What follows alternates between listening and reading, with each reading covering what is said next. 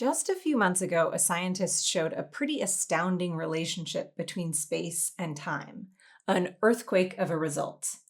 But it's not about this kind of space and time. Instead, it's about the space and time of computation. Like, how long does it take to compute something? And how much memory does it use? Computational time gets a lot of attention. Like one of the most famous unsolved problems in computer science, P versus NP, is about distinguishing certain types of problems which can or cannot be solved quickly. But the next chapter is all about space, which is full of its own fascinating and fundamental questions. Recently, computer scientist Ryan Williams made an unexpected discovery that forced him to rethink the rules of computational space and time. So much so that he described it as disturbing. He found a way to trade in space for time in any program, like a lot of space. Some programs seem like they shouldn't be able to give up any space. They're using all of it. But he proved that it's possible. It's the first breakthrough of its kind in 50 years, and it's pretty unbelievable. Unbelievable in a literal sense. Many computer scientists, including Williams himself, didn't believe it was true until he proved it. Here's one obvious but very important difference between space and time. Space is reusable, whereas time is not. You're probably aware of that. You can't redo yesterday, but you could turn your living room into an office, using the space for something else entirely. And sometimes you can trade space for time. Like if you live in a tiny house, or you can't leave your apartment because of a global pandemic, you might be reusing the same space over and over again. You put away the breakfast dishes, converting your table to your kids' school classroom, pushing the couch aside to create a yoga studio. But this efficient use of space can cost time because you're repeatedly rearranging the furniture. Space and time are fundamental constraints, both in our lives and in computer science. It's still true that you can reuse space on a computer, but not computational time. So, on a computer, when and how can you trade space for time? And what's the exchange rate? Often, when people talk about computational space or time, they're using physical units like gigabytes or seconds. But these things are constantly in flux, changing with advances in technology and engineering. In order to talk more fundamentally about the space and time of a computation, computer scientists use a Turing machine, invented by the prolific Alan Turing. He wanted to study any possible computing machine, not just the very limited technology of the day. So he devised the Turing machine, which is sort of a computer of the mind. A Turing machine has an infinitely long strip of paper, referred to as the tape, separated into boxes. There's a head, which reads and writes on the tape and then moves one square left or right.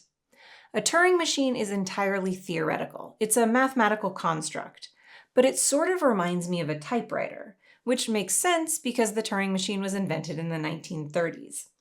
A human controls a typewriter, decides the next keystroke. By contrast, a Turing machine decides what to do using a very specific set of instructions which are laid out in advance. On a Turing machine, the definitions of space and time are more straightforward than they are in the real world. We can measure time with a little ticker. Every time the head moves, reading a new square, the time ticker goes up. So the total time is the number of steps the head takes. To measure space, or memory, we'll use another ticker. Similarly, the ticker goes up every time the head reads another square, but only if it hasn't read from that square before. It's a new square. If you no longer need an earlier part of your computation, then you can just write over that part of the tape. You can reuse that space. But the time that you took to do that earlier computation is gone. So right away, we can see that the amount of space a program uses will be less than the time it runs for. The time ticker is always running, but the space ticker isn't. So if the time is 100, the space is definitely some number less than 100. But how much less space than time does a program require? Some programs use just a little bit of space, way less than the 100 bound. But we want an answer that applies to all algorithms, and some programs seem to store lots of information, a huge table, which would essentially require new space at every step. So the space would be very close to 100. But is it possible to create another program, which simulates the current one, meaning the same outputs from the same inputs, but uses significantly less space? It would seem unlikely given how much information some algorithms seem to store. But pretty early on in the study of computational complexity, researchers noticed that Turing machines can be kind of wasteful with their time. Like, let's say that you want to check if two numbers are equal. One option is to go back through the tape, left, left, left, left, left, to find the other number. Look at the first digit, then go back right, right, right, right, right. The first digits match. Now let's compare the second digit. Left, left, left, left, left, and so on.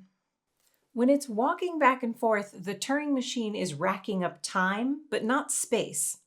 And if it's not walking back and forth, then the Turing machine didn't need to store all that previous information, so we can just write over it, saving space.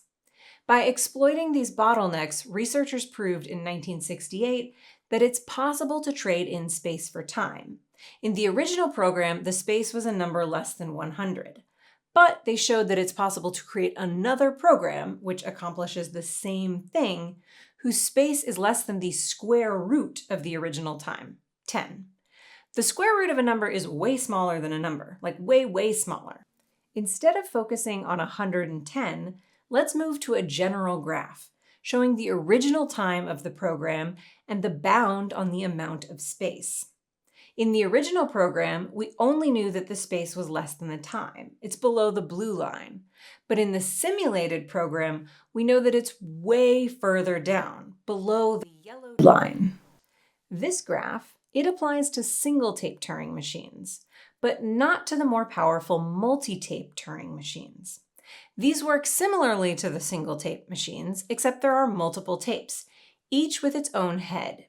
It's still controlled by a central logic, the state of the machine, but at every step, the state can direct each head to do something separate. In some ways, a multi-tape machine and a single-tape machine are similar. They're capable of performing the same computations, but a multi-tape machine is way faster, even if it just has two tapes. It can simultaneously read information off of the two tapes, and that saves a lot of time wandering back and forth. For example, to check that two numbers are equal, you can put one tape head at the beginning of each. No wandering back and forth required. So the multi-tape machine is way more time efficient than the single-tape machine. You wouldn't expect to see a graph like this for the multi-tape machine. In 1975, computer scientists proved that this graph can be reduced slightly, but in the 50 years since, no one has made any more progress. And most people thought it would be impossible to dramatically push that curve down. In fact, this intuition is so strong that last year, when Ryan Williams did find a way to greatly reduce the space on a multi-tape machine, he didn't initially believe his proof. He just set it aside, figuring he would pick it up later, find the error, and learn something in the process. But when he returned to the proof, he realized there was no error. He had actually proved something that seems unprovable. Any computation, which was originally constrained in time but not constrained in space, could be simulated using much, much less space. Specifically, the square root of t log t space, where t is the time of the original computation. This is only slightly bigger than the square root of t we saw for the single-tape machine, although it's mighty close, which is remarkable given how much more efficient the multi-tape machine seems. Creating this space-saving simulation is a two-step process. First, you map out the computation, unrolling the connections between the different parts. And second, you recombine these pieces. You need to recreate the original outcome, but using less space than before. And to push this red line so low will require some very surprising, nearly magical mathematics. First, let's map the computation. Specifically, how information from the past affects the future steps. This is one way physicists sometimes distinguish time from space, by thinking about causality, the way one thing influences another. Influence only happens in one direction. An event in the future cannot cause something to happen in the past. We can imagine time as a long line, like a ruler, marking each time the Turing machine ticks along during a computation. Let's look at this moment in time, which I'll color green. We could draw arrows from all the past moments which directly affect the green part of the computation. But this will very quickly become unwieldy. There are lots of points and lots of arrows. Instead, we'll break the computation into intervals, little chunks of time, which, for visual convenience, correspond to the rainbow colors. So our computation starts with red, and it goes up to the purple interval. We can still think about how these intervals influence each other. For example, if I want to simulate the computation during the green time interval, I need information from the previous time intervals. But which ones? Well, I certainly need to know what was happening directly beforehand. So there's an arrow from yellow to green. The information in the yellow time interval influences the green time interval. But we might also need other information, for example, from the red interval, which isn't really represented in the yellow. So we draw an arrow from red to green. Now, if we want to reproduce the little chunk of the computation that happened during the green time interval, all we need to do is follow those arrows backward to get the information from the end of the previous time intervals. We only did this for green, but you can do the same for every time interval, connecting it to the previous ones to show the flow of information. This is a graph. Each time interval is a node, and they are connected by edges.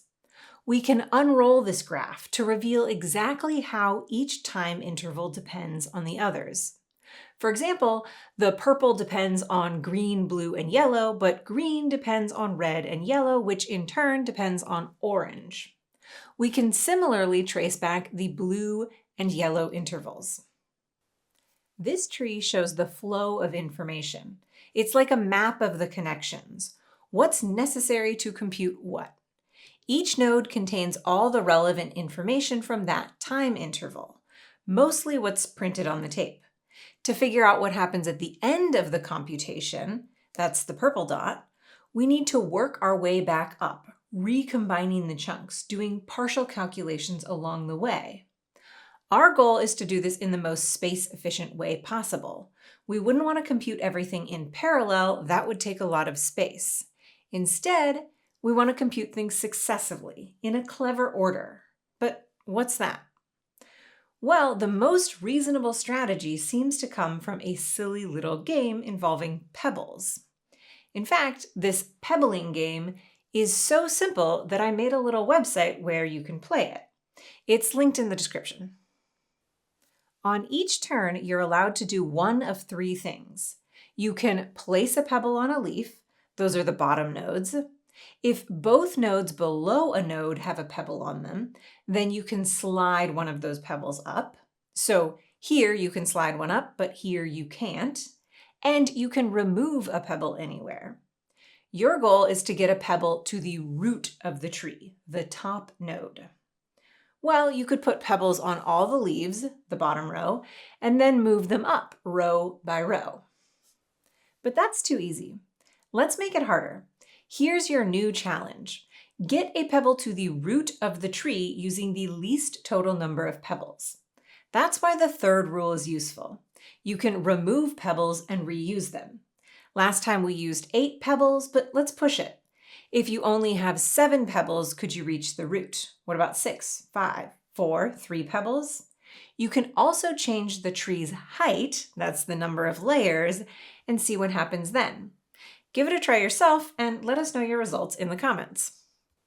The best strategy here, this pebbling strategy, seems to also be the best way to solve William's problem, the most space-efficient way to combine the little pieces of the computation to get the final results.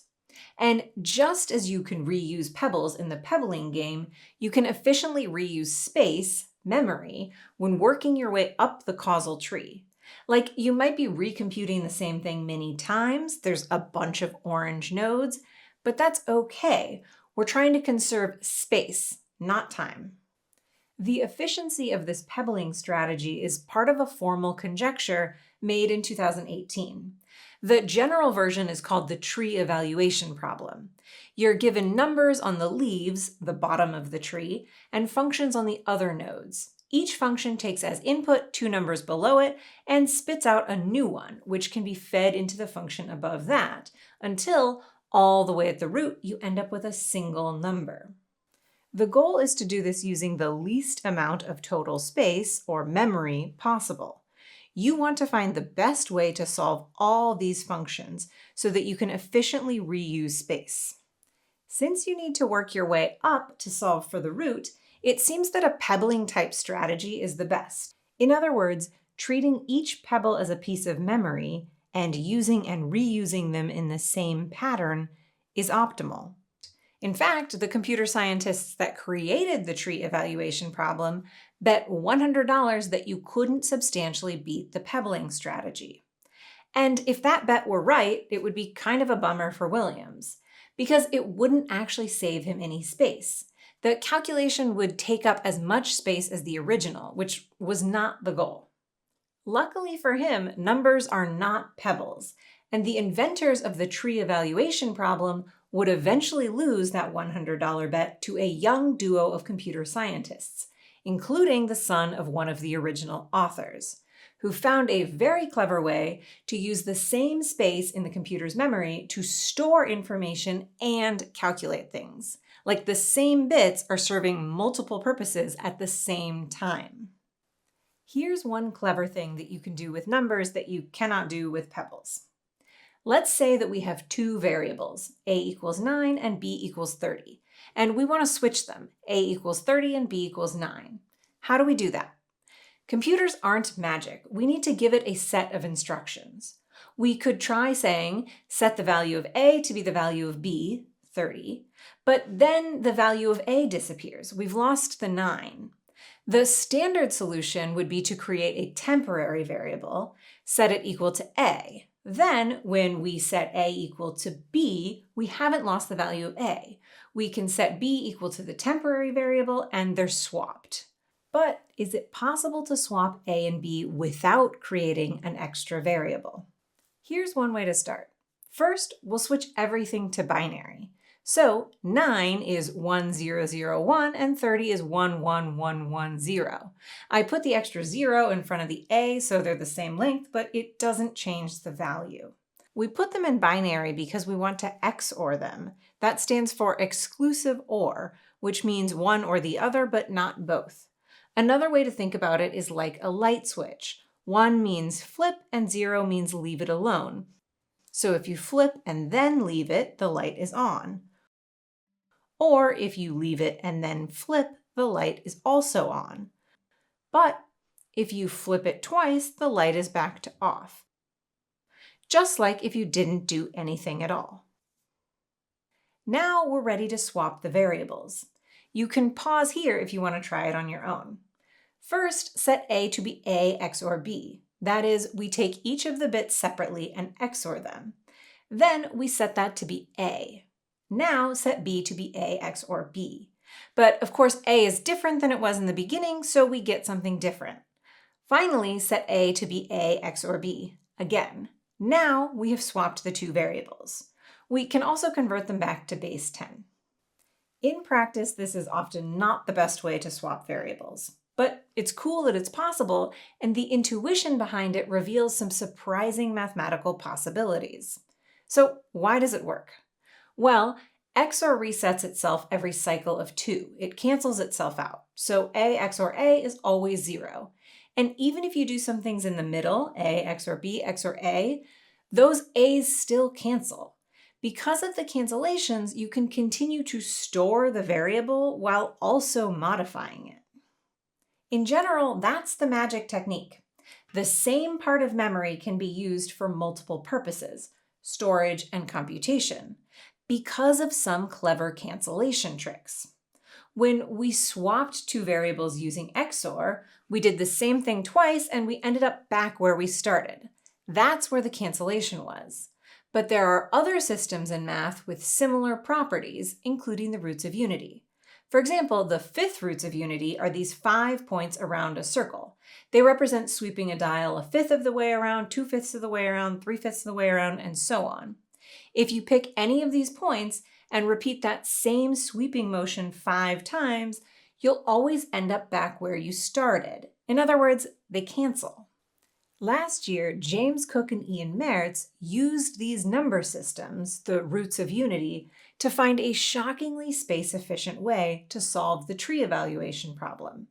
Instead of always using new space, new memory, to compute the functions and then store their values, their new technique used the same chunks of memory over and over again to both store and calculate the values.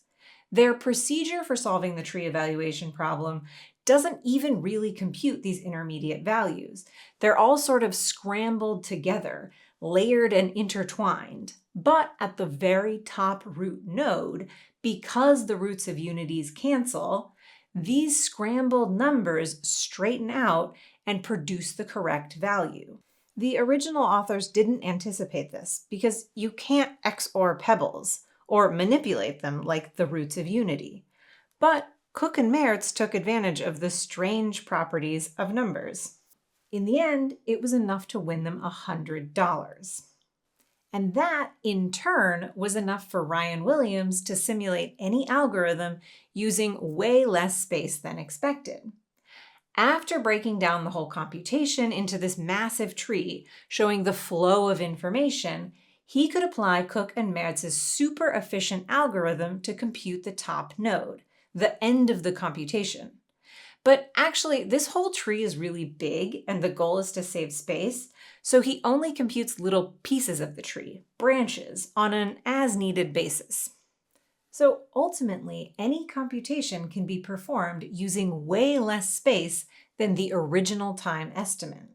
But the route to get there is pretty strange. It requires taking off little interwoven chunks of the original computation, these branches of a tree, and then layering those on top of each other, using wild XOR-style tricks to super efficiently compute the final answer. And in the end, this takes way less space, square root of t log t. But can we do better? Is it possible to push the red curve even lower? No one knows. But unexpected breakthroughs often snowball. They build on themselves, spreading in new directions. Last year, computer scientists found a strange and remarkably efficient way to solve the tree evaluation problem. And then this year, that led to a startling separate discovery, a way to trade in space for time. What could come next? Anything is possible.